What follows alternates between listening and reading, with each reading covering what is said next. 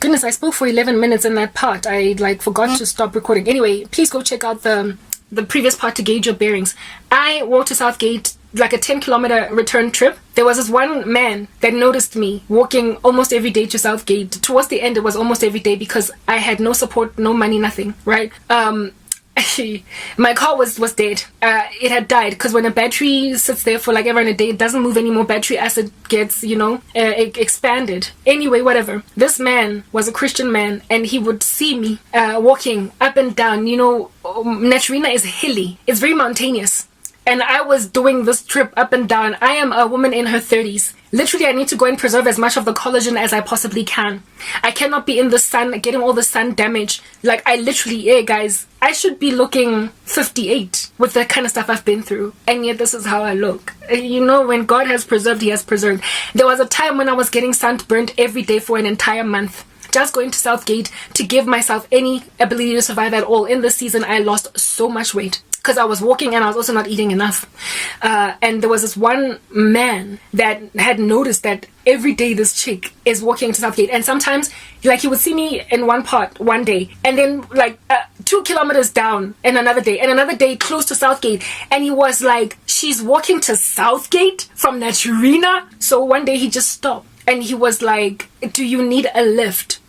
And something inside me, I would not trust to get into a man's car like that easily, especially considering I was already so persecuted, so abused. I had come from attempted rape some months back when I was still at Cosmo City. But I went in the car only to find out that the man was a Christian. We spoke about Jesus.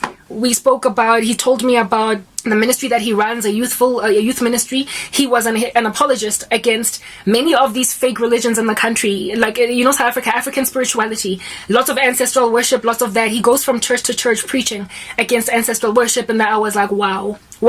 I met a God servant, and he gave me a lift to Southgate, right? And that was the one day that I was enabled in that particular regard, okay? But these are some of the experiences that I went through. And when I would go to Southgate, I would download a whole bunch of content to watch at night. I had this PC cable that connected from my Mac to the TV that I had in that space that was a hand-me-down from my mom. Remember, I had sold my TV in order to pay for storage removal of my furniture from my former apartment, right? And this TV was one of those old ones that had that PC cable connector in it, and I was able to therefore watch on the television much of the things that I downloaded. So I would download onto my cell phone lots of videos from YouTube, and those would keep me entertained for a day or 2 or 3, and then after 2 or 3 or 4 days I would then go back to Southgate to get more content to keep myself entertained amidst the content that I would so I would not die of boredom. Alright, amidst the content that I would download were dance videos within the secular space. I needed to exercise. When the guy still had DSTV running, I would use music on these channels, what do you call them? Like MTV, Channel O, Trace Africa, etc. That would be the music that I would dance to. I had to come up with a way to exercise, to keep my body fit. Do you understand? And I did not know how to do exercise because I wasn't fit prior to entering into the faith. Not faith, sorry, well that too, but this persecution. I could not go to the gym, I couldn't afford it. And I found working out very boring. I knew the rote mundane, do a squat, do push-ups. I found it boring. I needed something to keep myself entertained. So I've always loved how to dance. So I told myself that I'll dance to work out. And that's how I started dancing, working out, long ago when I was still staying here at home. But I was using music on the TV. I did not have any other kind of music. I was restricted. So I ended up dancing to secular music. But then because I love dance and that's how I used to keep myself fit, when then I could no longer access Trace Africa Channel O because these guys left. They moved out. The neighbors, you will remember, right? They moved out. Then I had no music anymore. I had no music anymore to help me along with my exercise. I can't just sit sedentary doing nothing.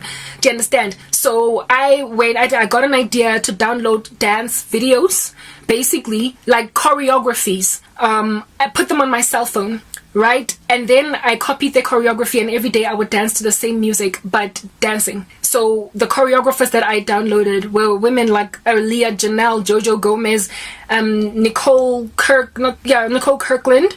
These dancers in the US that are very, very sensual, and that's how I ended up sensual. That's how I ended up dancing in that sultry capacity that wound me getting burned by some dude from the United States. Anyway, whatever, like some lustful pervert from the US that wreaked havoc in my life. During this season, I would literally repeat, I've got all the footage recorded, right? I would repeat these choreographies over and over and over again until I have mastered them, and then I would move on to the next one, move on to the next one, move on to the next one. And that's how I developed a fitness. That's how I got my body in the shape that it was. But I was working out with no food, so I was very emaciated. It is only now that my body's actually starting to develop any kind of decent muscle because I'm actually eating while working out. Back then, I was just very thin and very slow, gradual muscle development because I was not getting enough nutrients into my body.